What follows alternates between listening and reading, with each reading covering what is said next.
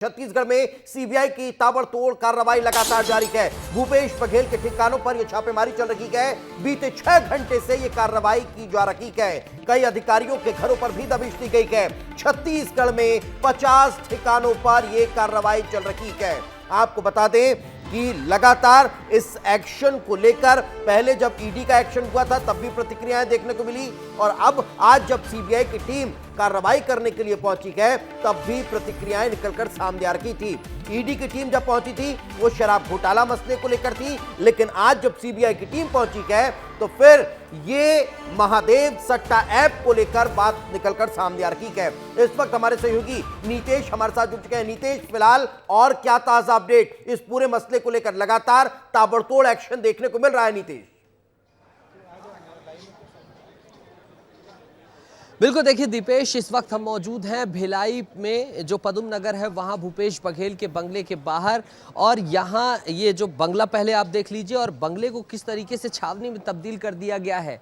जो पहले जत्था था कार्यकर्ताओं का वो अंदर घुस चुका था और उसके बाद शेड के नीचे हो गया, लेकिन उसके बाद जो है लगातार जो है सुरक्षा बलों के द्वारा पूरी तरीके से जो है कार्यकर्ताओं को रोक दिया गया है। इधर की तस्वीर दिखाई अखिलेश, किस तरीके से देखिए जो मेन रोड है वहाँ से जो है बैरिकेडिंग कर दी गई है और चाक चौबंद जो है व्यवस्थाएं कर दी गई हैं। पुलिस तैयार है और कार्यकर्ता लगातार कोशिश कर रहे हैं घर तक पहुंचने के लिए, वहां इकट्ठा होने के लिए, प्रतिरोध जताने के लिए जो है 3-4 दरवाजे हैं चारों तरफ जो है। आप दूसरी तरफ भी देखिए, इधर भी आप देखिए सीएफ के, छत्तीसगढ़ आर्मड फोर्स के और तमाम जो है इसके साथ ही अन्य कार्यकर्ता जो है कांग्रेस के, उनके सामने खड़े हुए दिखाई दे रहे होंगे। यहाँ से घुसने की कोशिश कर रहे थे, उनको रोक दिया गया। इस तरीके से बैरिकेडिंग जो है लाई जा रही है। तमाम जगहों को, रास्तों को ब्लॉक किया जा रहा है ताकि कोई भी प्रवेश ना कर सके, क्योंकि पिछली बार जो है काफी प्रतिरोध जो है ठीक सामने जो है सामना करना पड़ा था।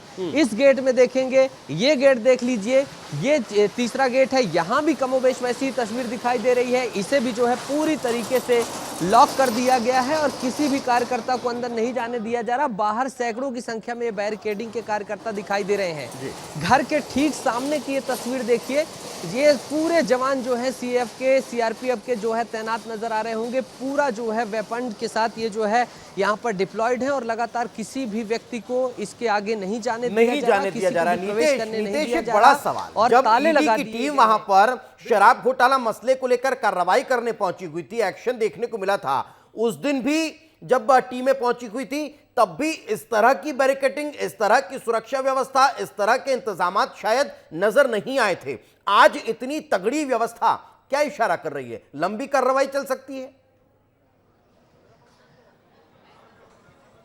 इस चीज के दो चीजें हैं इसमें दीपेश। एक तो पिछली कार्रवाई में जो हुआ उसमें देखा गया कि किस तरीके से मकान के सीधे अंदर फांदने की कार्यकर्ताओं के द्वारा कोशिश की गई थी।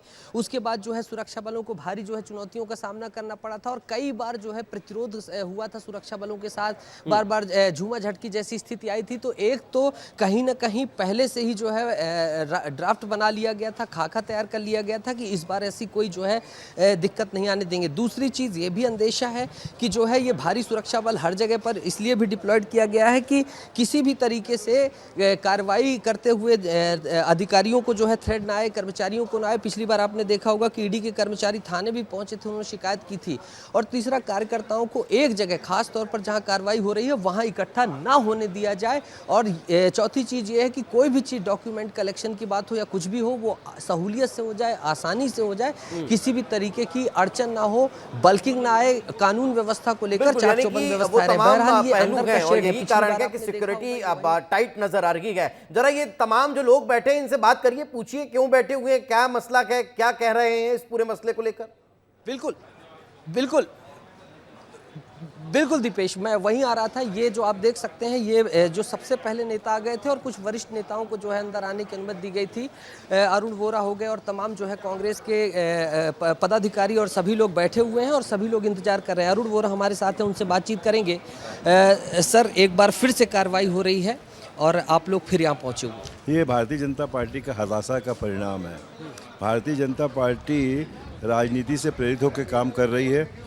दुर्भावनावश कार्रवाई हो रही है, ये दुर्भाग्यजनक है। देखिए, 1.5 साल में भारतीय जनता पार्टी ने ऐसा कोई कार्य नहीं किया जिससे जनता स्वीकार कर सके। अब ध्यान भटकाने के लिए कांग्रेस के नेताओं को हरासमेंट किया जा रहा है, परेशान किया जा रहा है ताकि कांग्रेस ब्रेक हो, लेकिन कांग्रेस ब्रेक होने वाली गौरव जी, लेकिन एक बड़ा सवाल खड़ा होता है जैसे पिछली बार भी कार्रवाई हुई, कार्रवाई जो होनी थी वो चले गए और बाहर आपके जो नेता भूपेश बघेल थे निकले थे, उन्होंने कहा कि कार्रवाई करने दीजिए, हम कोऑपरेट भी करेंगे, कुछ हमारे पास नहीं, तो फिर बार बार कार्यकर्ताओं का जमावड़ा, ये सारी चीज़ें, इसके पीछे क्या स्ट्रेटजी है आपकी या क्या इसे माना? देखिए, यही तो एक चिंता का कारण बना हुआ है कि पिछले बार कार्रवाई हुई, कुछ नतीजा सामने नहीं, अभी कार्रवाई होगी फिर वही नतीजा नहीं आएगा। तो मतलब भारतीय जनता पार्टी को कुल मिलाकर, चाहे केंद्र की सरकार हो या राज्य की सरकार को, कांग्रेस को परेशान करने का उन्होंने मन बना लिया है।